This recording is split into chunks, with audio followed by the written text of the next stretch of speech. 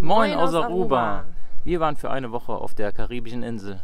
Und was uns hier besonders gut und vielleicht auch weniger gut gefallen hat, das wollen wir euch jetzt mal zeigen. Viel Spaß im Video!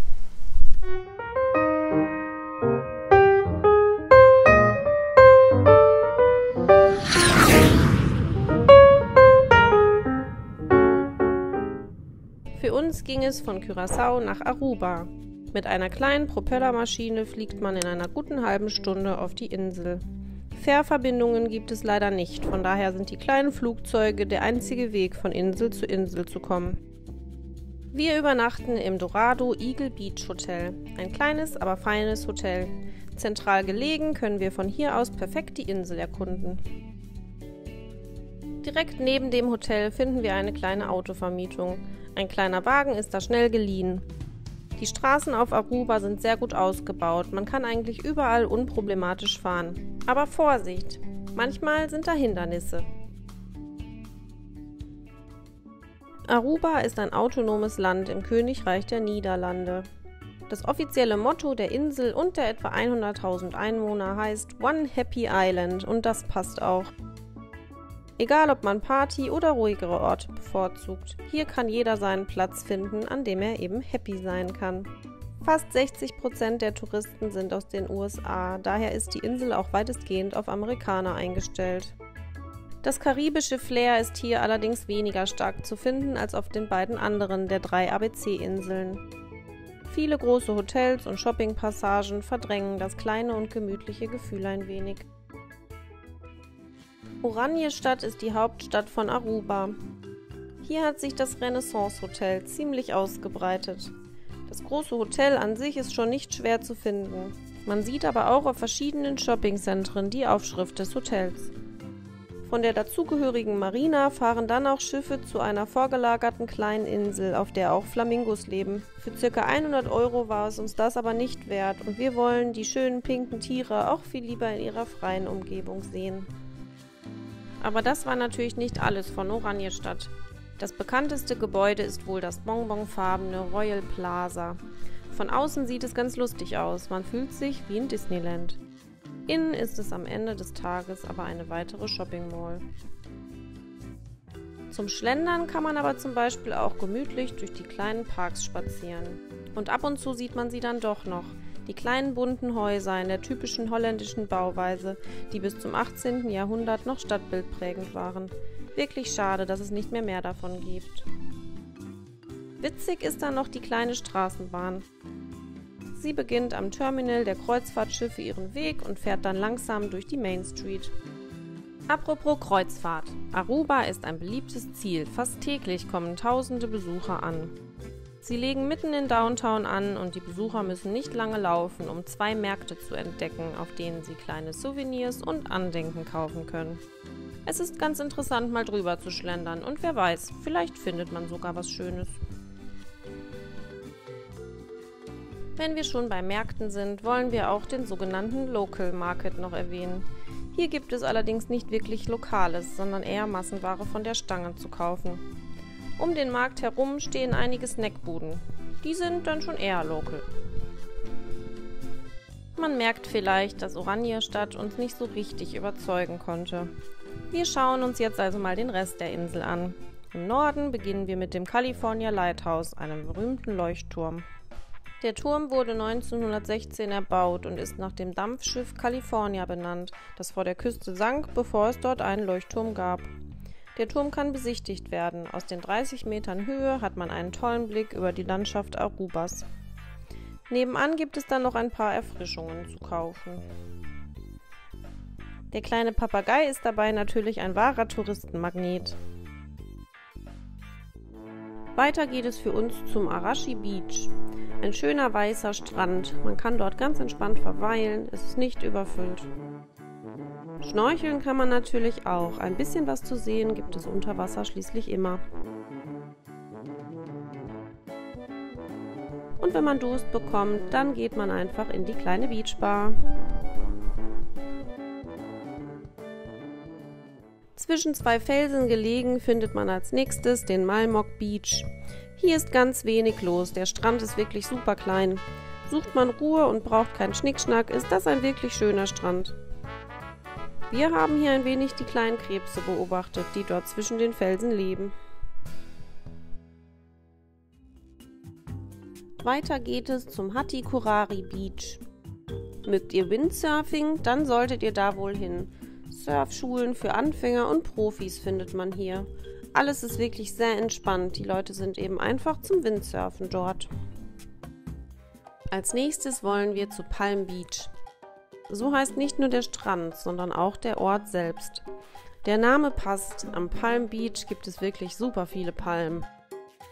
Hier stehen viele riesige bekannte Hotels, eins ist größer als das andere. Es gibt auch massig Angebote an Aktivitäten im Wasser, um die vielen Touristen hier zufriedenzustellen. Die Strandbars sind wirklich sehr cool aufbereitet, schön dekoriert und wirklich einladend. Besucht man den Ort Palm Beach, findet man alles, was das Touristenherz begehrt. Viele Geschäfte und Restaurants. Abends verwandelt sich der Ort in eine einzige Partymeile. Wenn man feiern will, dann sollte man wirklich wohl mal dahin. Wir fahren weiter zum Eagle Beach. Hier ganz in der Nähe liegt ja auch unser Hotel. Der Eagle Beach ist ein meterlanger weißer breiter Sandstrand, der dann in das türkisfarbene Meer mündet. Es ist wirklich einfach traumhaft schön. Der Eagle Beach wurde wohl nicht umsonst schon zum schönsten Strand der Karibik gekürt. Trotzdem er so beliebt ist, war er erstaunlich leer. Die Sonnenschirme mit den Palmenblättern sind kostenlos. Will man noch eine Liege dazu, dann muss man diese allerdings bezahlen. Aufgrund seiner Länge eignet sich der Eagle Beach übrigens auch super für einen richtig schönen langen Spaziergang. Vom schönsten Sandstrand geht es jetzt zum für uns schönsten Tauch- und Schnorchelspot. Mangualto sollte man wirklich gesehen haben.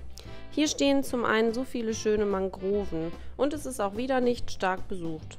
Große Hotels findet man hier nicht. Bunte Korallen, massig Fische und sogar ein Wrack findet man dafür unter Wasser. Unser Tipp: Sucht die gelbe Boje. Dort ist es unter Wasser wirklich traumhaft schön. Wir lieben ja schöne Graffitis. In San Nicolás gibt es davon so einige. Bunt und künstlerisch toll gemacht findet man sie an vielen Häuserwänden, Mauern und Zäunen. Geht da wirklich mal vorbei, das sieht so klasse aus. Die Graffitis entstehen jedes Jahr im September. Dort findet ein Festival statt, wo internationale und einheimische Künstler eingeladen werden. Deren Kunstwerke kann man dann auf den Straßen bewundern.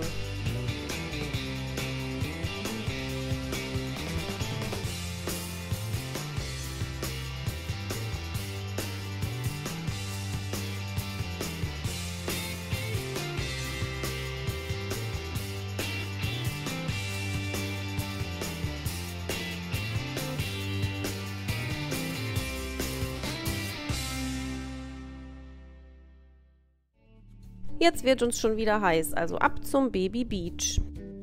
Halbmondförmig liegt er in einer ruhigen Lagune. Das Wasser wird auf den ersten Metern überhaupt nicht tiefer, der Strand eignet sich also auch super zum Planschen und erste Schnorchelversuche für kleine Kinder. Deshalb heißt er auch Baby Beach. Schnorcheln kann man dort natürlich auch, es gibt wieder einmal viel zu sehen. Verspürt man einen kleinen Hunger, dann kann man dort in das Restaurant gehen. Bei Big Mama fühlt man sich ein wenig wie bei Fred Feuerstein. Das war lecker und auch lustig. Auf der Karte haben wir gesehen, dass es einen weiteren Leuchtturm geben soll, den Cerro Colorado. Man kommt auf dem Weg dahin an diesem roten Anker hier vorbei. Er ist ein Denkmal für Matrosen. Dann haben wir den sogenannten Leuchtturm gefunden. Es ist eine Lampe in einem Käfig. Da waren wir jetzt aber was Schöneres gewohnt von dem anderen Leuchtturm. Bei der nächsten Station unserer Tour waren wir auch nicht so lange. Boca Grande ist eigentlich berühmt für die Kitesurfer dort. Anscheinend war aber wohl der Wind schlecht. Es waren leider keine von ihnen da. Jetzt wollen wir uns den Nationalpark ansehen. Der Arikok Nationalpark kostet $15 Eintritt. Die große Tour kann man nur mit einem Geländewagen fahren, das allermeiste kann man aber auch mit einem normalen Auto sehen. Man sieht zum Beispiel kleine Strandabschnitte, an denen Schildkröten nisten. Schwimmen darf man dort allerdings nicht. Wenn man Lust hat, ein wenig zu wandern, dann führen einige Wanderwege durch die großen Kakteen im Park. Aber Vorsicht, vielleicht begegnet ihr der ein oder anderen Ziege. Und dann gibt es 2 Höhlen. Man sieht dort die alten Malereien der ursprünglichen Bewohner der Insel. Das Licht fällt durch natürliche Löcher in die Quadrigiri-Höhle und sieht schon toll aus. Aber Achtung, in den Höhlen leben auch Fledermäuse.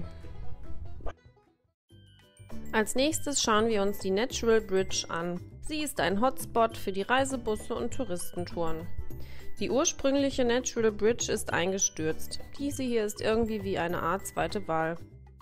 Leider schwimmt im Wasser auch einiges an Müll. In dem anliegenden kleinen Geschäft kann man dann kalte Getränke und Snacks kaufen. Irgendwie ist alles ausgelegt für die eben erwähnten Touren für die etlichen Touristen. Wenn man auf Aruba nicht so viel Zeit hat, dann braucht man diese Natural Bridge nicht auf die ersten Plätze seiner To-Do-Liste schreiben. In der Geschichte von Aruba ist die Goldsuche nicht ganz uninteressant. Bereits im 14. und 15. Jahrhundert durchkämmten Abenteurer die Karibik nach Reichtum und Schätzen. Die sogenannte Bushiribana-Goldmühle befindet sich an der Nordküste der Insel. Während des Aruba-Goldrausches im 19. Jahrhundert diente sie dazu, das Erz der Minen aus den nahegelegenen Hügeln zu verarbeiten. Durch Zufall kommen wir nun am Studio Murano Art vorbei. Hier zeigen sie euch, wie das bunte Glas zu hübschen Figuren verarbeitet wird. Im Anschluss kann man dann ein kühles Getränk trinken und durch den Shop schlendern. Die Mitarbeiter hier sind überhaupt nicht aufdringlich. Das Zusehen macht Spaß. Uns hat es gut gefallen. Wir fahren nun weiter zu den Kasibari Rocks. Aruba ist generell recht flach. So große Felsen zu sehen ist hier schon eine Besonderheit. Man kann dort hochklettern und die wirklich schöne Aussicht über Aruba genießen. Auch der Bereich um den großen Felsen ist schön angelegt und man kann dort ein wenig spazieren gehen. Durch Zufall haben wir die alten Segelschiffe von Jolly Pirates auf dem Meer gesehen. Wir sind so gerne auf dem Wasser und haben uns deshalb eine Tour in den Sonnenuntergang gebucht. Um die $30 kosten die 2 Stunden Fahrt. Die Getränke an Bord sind inklusive und der Sprung vom Schiff ins Wasser, der ist wirklich lustig.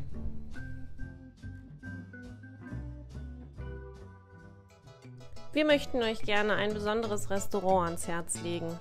Das Screaming Eagle liegt ganz in der Nähe des Eagle Beach. Wir haben uns hier von A bis Z wohlgefühlt.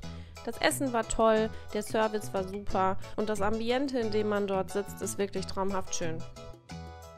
Ansonsten können wir euch nur empfehlen, kauft euch eine Pizza to go, setzt euch an den Eagle Beach und schaut dort einfach den Sonnenuntergang an. Wir hoffen, euch hat unser Video gefallen. Wir freuen uns immer sehr über nette Kommentare, Daumen hoch oder auch natürlich neue Abonnenten. Wir sehen uns dann beim nächsten Mal. Tschüss!